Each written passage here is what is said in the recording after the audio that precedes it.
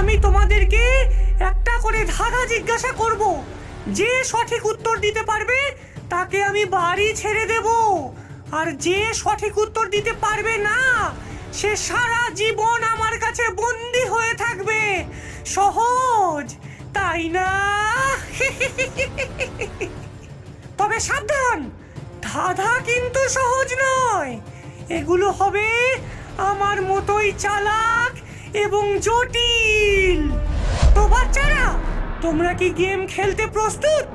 একটা ছোট্ট গেম, যা নির্ধারণ করবে তোমরা বাঁচবে না মরবে। তাহলে খেলা শুরু হোক। কাকে প্রথমে ধরি? রিমা, প্রথমে তোমাকেই ধরি।